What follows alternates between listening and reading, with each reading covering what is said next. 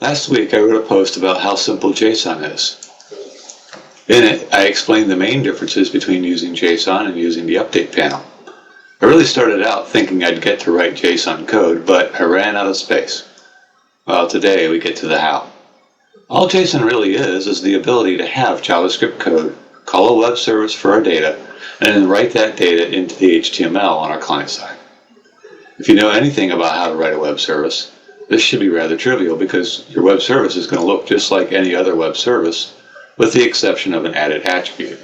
That added attribute is the script service attribute. Now to get that to actually register, there's one other thing you're going to need to do, and that is add this using statement to get this services namespace in there. System.web.script.services has to be sucked in to your client-side code or to your web service code. Now in here, you just have web methods like you would normally have, and you have your hello world, which doesn't take any parameters, and your add that takes 2 parameters. It's just that simple. Now on the client side, you're going to want to create a new page. So add new item. Ajax web form is what we're looking for here. We're going to add that.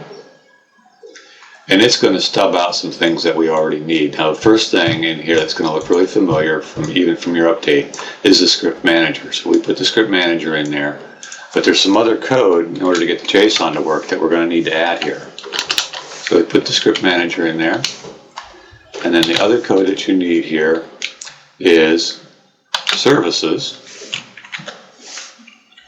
And inside services, we're going to list the web services that we want to be able to call.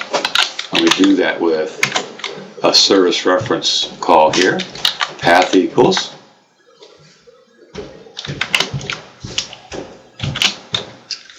web service ASMX, and it's actually listed there for us, so we're just going to pick it.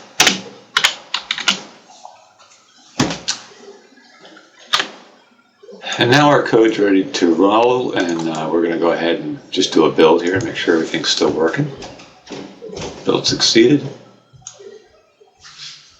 Now you'll see we have an event handler page load that's already written for us here. We're going to go ahead and just tap into that right now. You might have another event handler that you need to wire up. That's basic JavaScript that you can deal with.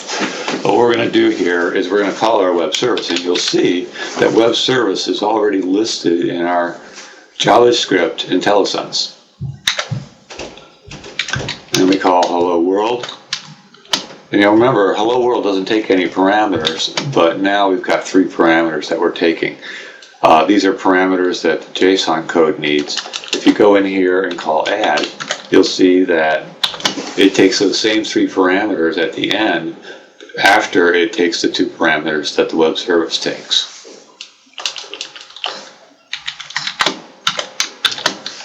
The first function, the first parameter that this JSON code needs is a function or a pointer to the function that gets called during success. We're just going to call that function success. And another function for when it fails. And then pointer to an object that our success method is going to need. Now, we don't need to pass anything for that, so I'm just going to go ahead and make this null for right now. But if you have extra data that you need to pass on to the success function, maybe specifying exactly which button got clicked, you might do that there. The other function that you're going to need, we've already alluded to here, is a function for the success. And the success function takes 2 parameters. The first parameter it takes is result, and the second one it takes is a context. This parameter right here is what we pass in for the 3rd parameter in our call there. Now on success, we've got to do something with that result. This result is the return value of hello world. And what we need to do is we're going to go down here and just add another div tag in here. And we'll call this fill me at load time.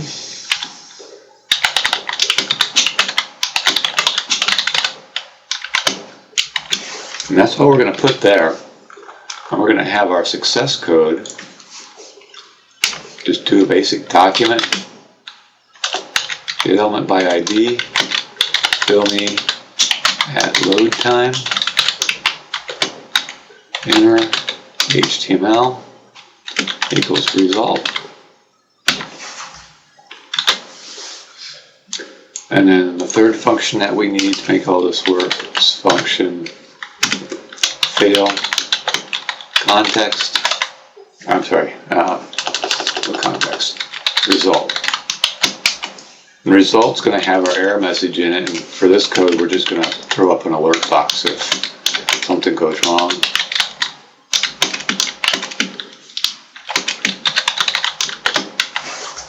You might want to handle your errors differently, but that's what we're going to do here. And that's all there is to it.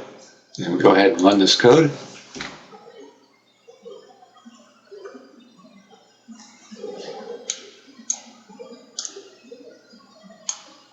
And there's our hello world that shows up on the screen if we do a view source.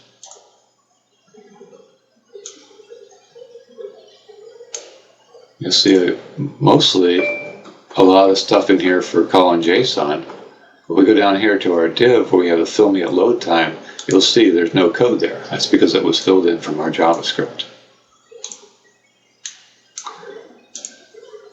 And that's really all there is to it.